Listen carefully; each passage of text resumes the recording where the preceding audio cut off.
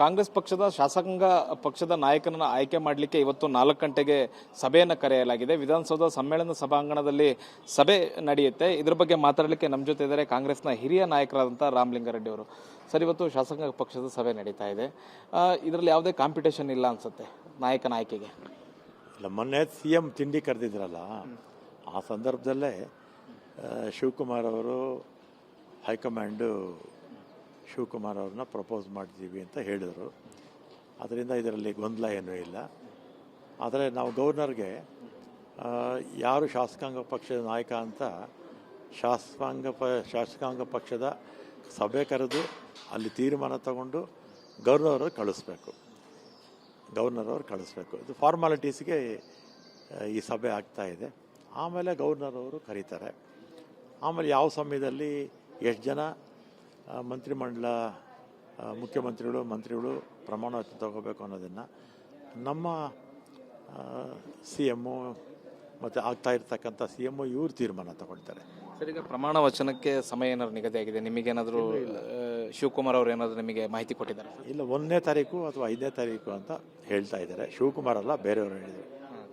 Sir, ಇನ್ನೊಂದು sir, ಈಗ 3-4 DCM ಮಾಡಬೇಕು.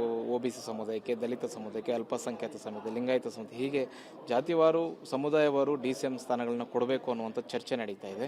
ಇದ್ರ ಬಗ್ಗೆ ನೀವೇನು ಹೇಳ್ತೀರಿ? ಚರ್ಚೆ ಆಗ್ತಾ ಇದೆ. ಆದರೆ ವೈಯಕ್ತಿಕವಾಗಿ ನನಗೆ ಕೇಳಿದರೆ DCM ಹುದ್ದೆನೇ ಬೇಡ ಅಂತ. ಕೊಟ್ಟರೆ ಏನಾಗುತ್ತೆ, ಎಲ್ಲ ಬೇಕಾಷ್ಟು ಸಮುದಾಯಗಳಿದೆ, ನಮಗೆ ಕೊಟ್ಟಿಲ್ಲ ಅಂತ ಆಗುತ್ತೆ.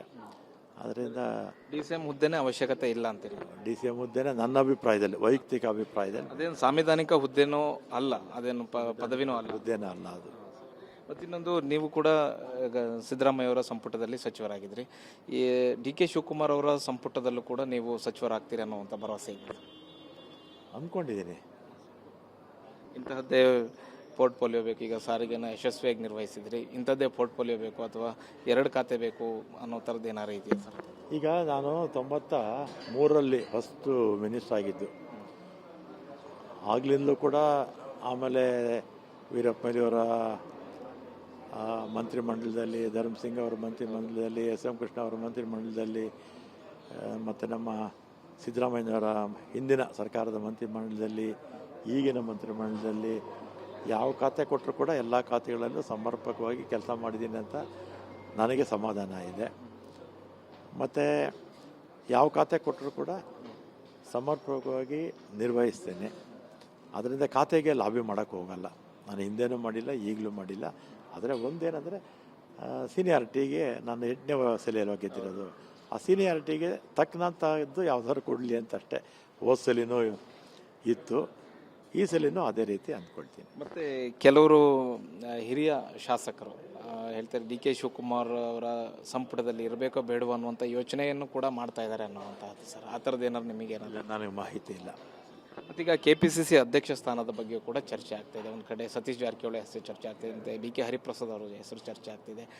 ನಿಮಗೆ ಹೇಗೆ ಅನಿಸುತ್ತೆ ಸರ್, ಯಾವ ಸಮುದಾಯ ಕೊಟ್ಟರೆ, ಯಾವ ಸಂಘಟನೆಯಲ್ಲಿ ಹೆಚ್ಚು ಪಕ್ಷಕ್ಕೆ ಸಹಾಯಕ ಆಗುತ್ತೆ ಅಂತ? ಮೇಜರ್ ಕಮ್ಯುನಿಟಿ ಈಗ CM ಆಗೋದ್ರಿಂದ ಬೇರೆ ಯಾವುದನ್ನ ಸಮುದಾಯಕ್ಕೆ OBCನೋ ಅಥವಾ SC ST ಅಥವಾ ಇನ್ಯಾವುದಾದ್ರು ಸಮುದಾಯಕ್ಕೆ ಕೊಟ್ಟರೆ ಒಳ್ಳೆಯದು. ಅಂದರೆ ಸಚಿವ ಸಂಪುಟ ಅಂದರೆ ಓಟ್ ಟೇಕಿಂಗ್ ಆಗುವಂಥ ಸಂದರ್ಭದಲ್ಲಿ DK ಶಿವಕುಮಾರ್ ಅವ್ರ ಜೊತೆ ಎಷ್ಟು ಜನ ಸಚಿವರು ತಗೋಬೋದು ಅನ್ಸುತ್ತೆ ಸರ್? ಮಾಹಿತಿ ಇಲ್ಲ.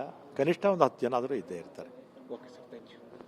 ಇದು ಕಾಂಗ್ರೆಸ್ನ ಹಿರಿಯ ನಾಯಕರಾದಂಥ ರಾಮಲಿಂಗಾರೆಡ್ಡಿ ಅವರ ಮಾತು. ಕ್ಯಾಮ್ರಾ ಪರ್ಸನ್ ಬಾಲಾಜಿ ಜೊತೆಗೆ ಹರೀಶ್, TV9 ಬೆಂಗಳೂರು.